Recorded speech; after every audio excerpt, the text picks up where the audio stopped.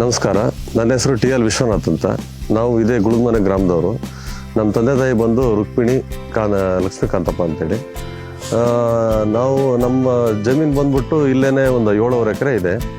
ನಾವು ಮೆಕ್ಕೆಜೋಳ ಮತ್ತು ಅಡಿಕೆ ಎಲ್ಲ ಬೆಳೀತಾ ಇದ್ದೀವಿ. ಆಮೇಲೆ ಈಗ ಒಂದು ಸುಮಾರು ವರ್ಷದಿಂದ ನಾವು ರಾಸಾಯನಿಕ ಗೊಬ್ಬರ, ಬರೀ ಕಳೆನಾಶಕಗಳು ಈ ಥರ ಎಲ್ಲ ಅಪ್ಲೈ ಮಾಡ್ತಾ ಇದ್ವಿ. ನಮಗೆ ಈ ಶೂನ್ಯ ಬಂಡವಾಳದ ಬಗ್ಗೆ ಏನೂ ಗೊತ್ತಿರಲಿಲ್ಲ. ತೋಟ ತುಂಬ ಡಲ್ ಮಾಡ್ಕೊಂಬಿಟ್ಟಿದ್ವಿ. ಮುಂಚೆ ಎಲ್ಲ ಬರಗಾಲ ಎಲ್ಲ ಬಂತು, ತೋಟ ಕೈಗೆ ಸಿಗ್ದಂಗೆ ಆಗುತ್ತೆ ಅನ್ನೋ ಥರ ಎಲ್ಲ ಆಗೋಗಿತ್ತು.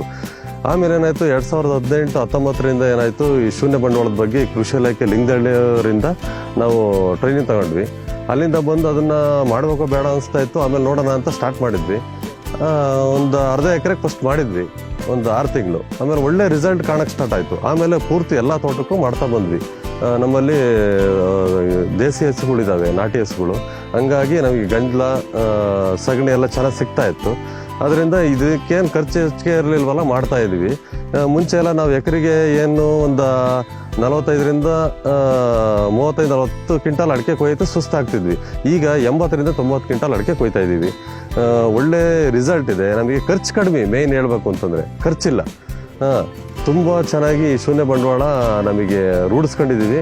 ನಾವು ಇದನ್ನು ಮುಂದುವರ್ಸ್ಕೊಂಡು ಹೋಗ್ತಾಯಿದ್ವಿ. ದಯವಿಟ್ಟು ಪ್ರತಿಯೊಬ್ಬರು ರೈತರು ಏನಿದ್ದಾರೆ ಇದನ್ನು ಬಿಟ್ಬಿಡ್ರಿ. ರಾಸಾಯನಿಕ ಗೊಬ್ಬರ ಏನೈತಿ ಮತ್ತು ಕಳೆನಾಶಕ ಏನೈತಿ, ದಯವಿಟ್ಟು ಬಿಟ್ಬಿಡ್ರಿ. ನಿಮಗೆ ಕೈ ಮುಗಿದು ಕೇಳ್ಕೊತೀನಿ. ಅದನ್ನು ಬಿಟ್ಟು ನಾವೇನೀಗ ಮಾಡ್ತಾ ಹೋಗ್ತಾ ಇದ್ದೀವಿ ಈ ಶೂನ್ಯ ಬಂಡವಾಳದ ಬಗ್ಗೆ, ಜೀವಾಮೃತ ಅಂತೇಳಿ, ಅದನ್ನು ಮಾಡ್ತಾ ಹೋಗ್ರಿ. ಏನಿಲ್ಲ, ಡ್ರಮ್ಮಿಗೆ ನೀರು ತುಂಬಿಸ್ಕೊಳ್ರಿ, ಗಂಜಲ ಒಂದು 10-15 ಲೀಟ್ರ್ ತಗೊಳ್ರಿ, ಒಂದು 10-12 kg ಸಗಣಿ ತಗೊಳ್ರಿ, ಒಂದು 2 kg ಕಡಲೆ ಹಿಟ್ಟು ತಗೊಳ್ರಿ, ಒಂದು 2 kg ವೇಸ್ಟ್ ಬೆಲ್ಲ ಬರ್ತೈತಿ ಅದನ್ನು ತಗೊಳ್ರಿ, ಸ್ವಲ್ಪ ಹೊರಗಿಂದ ಯಾವ್ದಾರ ಮಣ್ಣು ತಗೊಳ್ರಿ.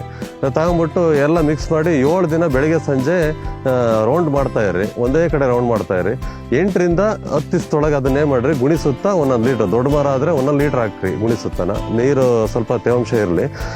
ಆಮೇಲೆ ಸಣ್ಣ ಗಿಡ ಆದರೆ ಒಂದು 1/2 ಲೀಟ್ರ್ ಹಾಕಿದ್ರೆ ನಡೀತೈತಿ. ಇದನ್ನು ಬೆಳೆಗೂ ಯೂಸ್ ಮಾಡ್ಬೋದು. ಈ ಥರ ಮಾಡ್ಕೊಂಡು ಹೋದ್ರೆ ನೋಡ್ರಿ, ನಮ್ಮ ಜಮೀನು ನಾವು ಉಳಿಸ್ಕೊಂಡು ಹೋಗ್ಬೋದು, ಖರ್ಚು ಕಡಿಮೆ ಮಾಡ್ಕೋಬೋದು, ಹೆಚ್ಚು ಲಾಭನ ತೆಗಿಬೋದು. ಇದು ಮಾತ್ರ ನನಗೆ ಸಮೃದ್ಧಿಯಾಗಿ ನನ್ನ ಮನಸ್ಸಿನಲ್ಲಿರೋದ್ರಿಂದ ನಾವು ಮಾಡ್ತಾ ಹೋಗ್ತಾ ಇದ್ದೀವಿ. ಅದರಲ್ಲಿ ರಿಸಲ್ಟ್ ಬಂದಿದೆ, ನಾವು ಗೆದ್ದಿದ್ದೀವಿ. ದಯವಿಟ್ಟು ಎಲ್ಲ ರೈತರು ಇದನ್ನು ಅಳವಡಿಸ್ಕೊಳ್ಳಿ. ನಮಸ್ಕಾರ.